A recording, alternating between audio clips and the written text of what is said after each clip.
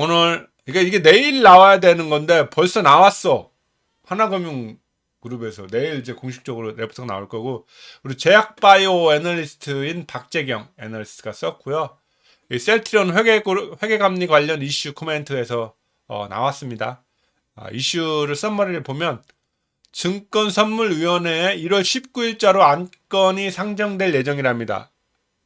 수요일입니다. 1월 19일. 1월 19일이고요. 핵심 논점은 셀트리온 헬스케어, 셀트리온 제약의 재고자산 평가 손실 과소 계상. 셀트리온은 안 들어간 겁니다. 셀트리온 헬스케어, 셀트리온 제약. 이 재고자산의 평가 손실에 대한 과소 계상. 그리고 이거에 대한 금융위원회에서 그 뉴스가 경향신문에서 나왔죠. 거기서 금융위원회가 바로 보도 설명 자료를 보냈습니다. 발표를 했죠. 어떻게 발표를 했냐?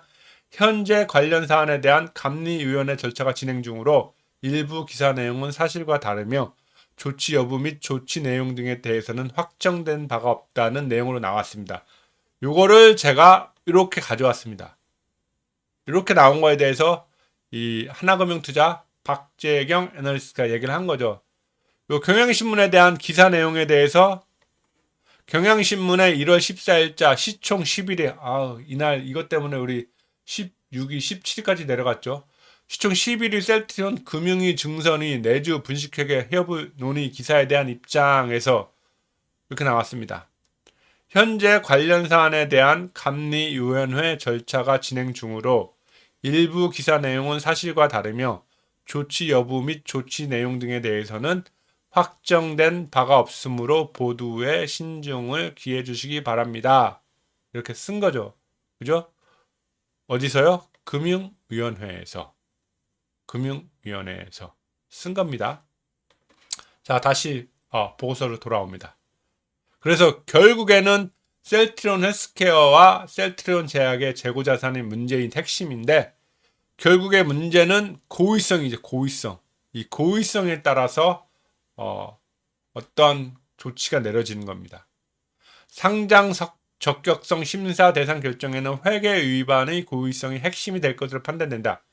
고의성이 입증될 경우, 입증을 해야 되는 거예요. 입증될 경우 결정되는 중요에 따라 검찰 통보, 고발 조치가 가능하고, 검찰 통보, 고발이 진행될 경우 회계 처리 기준 위반 규모가 자기 자본의 2.5% 이상이면 상장 적격성 실질 심사 대상이랍니다. 이럴 경우 자본금 전액 잠식일 경우에도 상장 적격성 심사 대상이나 가능성은 아주 낮다고 보고 있습니다. 왜냐하면 우리 셀트리온의 자기 자본이 3조 9,400원에 자본금이 1,379억 원. 헬스케어 같은 경우는 2조 300억에 자본금이 1,555억 원. 그래서 아주 이 가능성이 낮게 보고 있는 거고요. 삼성바이오 같은 경우에는 이 고의로 판명이 나서 19일 동안 거래 정지가 돼 있었죠. 거래 정지가 돼 있었습니다. 그 이후로 거래 정지가 풀리고서 날라갔죠. 삼성바이오로직스 아는 사람들 아시죠? 날라갔습니다. 그 이후에. 그래서 이제 이 감리 업무의 처리 체계도가 이렇게 해냈습니다. 사전조사, 감리 실시, 심사 조정 심의 결과 지치, 증권선물위원회에서 하고서 이렇게 나오는데 이렇게 여러 단계를 거칩니다. 그죠? 그리고 또한 감리 결과 위반 사항 발견 후 조치. 위반 사항을 발견해서 그러면은 위법 동기의 결정을 하고 위반 행위의 중요도를 결정합니다. 그 다음에 기분 조치의 결정, 가중, 감경. 이게 이제 뭐 고의성이 있으면 가중을 하겠고, 뭐 고의성이 없다 그러면 감경을 하겠죠. 그죠? 그리고 감리 결과 조치안을 결정을 합니다. 이렇게 단계가 많아요. 그죠? 그렇게 해서 지금 이 심사 감리 결과 조치 양정 기준에 따른 회사 및 임직원 조치 내용이 있어요. 그래서 이 조치가 세 가지로 되는데, 고의, 중과실, 과실이 될 세 가지가 있는데, 고의성이 입증되면 가장 큰 거고요. 이 과실이면은 뭐 벌금 뭐 이런 거예요. 근데 이 가중시 최대가 이것도 뭐 1, 2, 가중시가 가장 최대인 가장 나쁜 거고, 그 다음에 1, 2, 3, 4, 5, 그 다음에 감경시 최소 이렇게 한 7단계로 구분을 하고요. 그거에 따라서 이 처벌에 대한 게 있습니다. 근데 저는 셀트리온은 이 과실로 판명될 확률이 가장 높다라고 생각을 합니다. 물론 뭐 셀트리온의 아주 비우호적인 사람들은 고의로 해서 뭐 상장 폐지가 되느니 셀트리온이 아까 뭐 런던 고라니 거기 라이브 방송을 보니까 뭐 8만 원, 9만 원도 막 얘기하던데 주가를 그렇게까지는 저는 부정적으로는 보진 않습니다. 일단 17만 원인데 내일하고 모레는 조금 힘들 것 같아요. 근데 저는 뭐 10만 원 한 자릿수까지 내려가기에는 힘들 것 같고, 여러분들 뭐 JP 모건이 목표가를 이런 회계 이슈가 있음에도 불구하고 19만 원 냈었잖아요. 그죠? 근데 지금 17만 1,000원까지 내려온 상태입니다. 그래서 이제 과거 케이스를 봐야 되잖아요.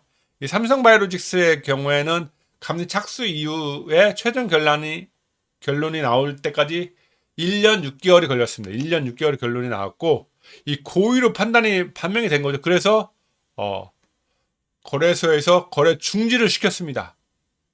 거래 중지를 시켰고, 그런데 상장 폐지는 안 하고 상장 유지를 결정을 했죠. 상장 유지 결정을 내린 건 기업의 계속성, 재무 안전성, 개선 계획을 바탕으로 상장 유지 결정을 내립니다. 이 시젠의 경우는 고의성이 입증되지 않았어. 고의성이 입증이 안 됐고 그 회계를 담당한 직원의 실수다. 그래서 중과실로 결론이 났죠. 그래서 검찰 고발 통보 조치 없이 상장 적격 심사 대상에 아예 해당이 안 된 거죠. 그래서 거래 정지도 물론 없었고요. 최악의 경우 이 대한조선 해상의 대우조선 같은 경우에 분식회계로 판명이 났었죠. 5조 원대 그것도 그죠? 그래서 약 1년 3개월간의 거래 정지가 됐습니다.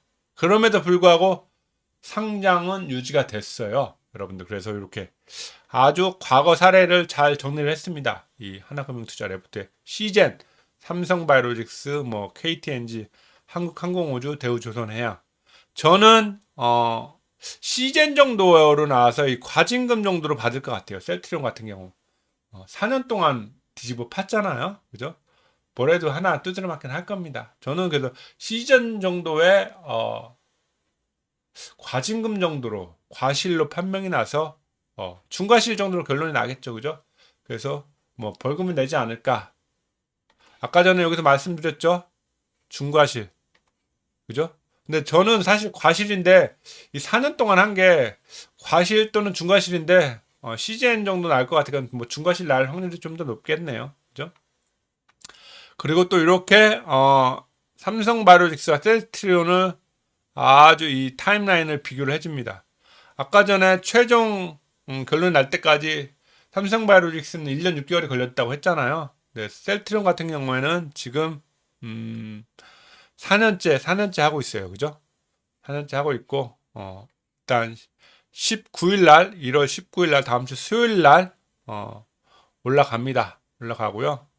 이건 그 다음에는 관련 규정인데 규정은 뭐 보실 거 없고, 여기에 아주 이제 중요한 힌트가 나오는데 어느 정도 나오냐면 우리가 지금 금감원의 결론이 나온 거지. 이거 19일 날 수요일 날 올리면 증권선물위원회 금융위원회 의결까지 약 5개월이 걸렸대요. 삼성바이오로직스 같은 경우에. 그럼 셀트리온도 1월 19일 날 올라가면 최악의 경우에 6월 달까지 갈 수가 있는 겁니다.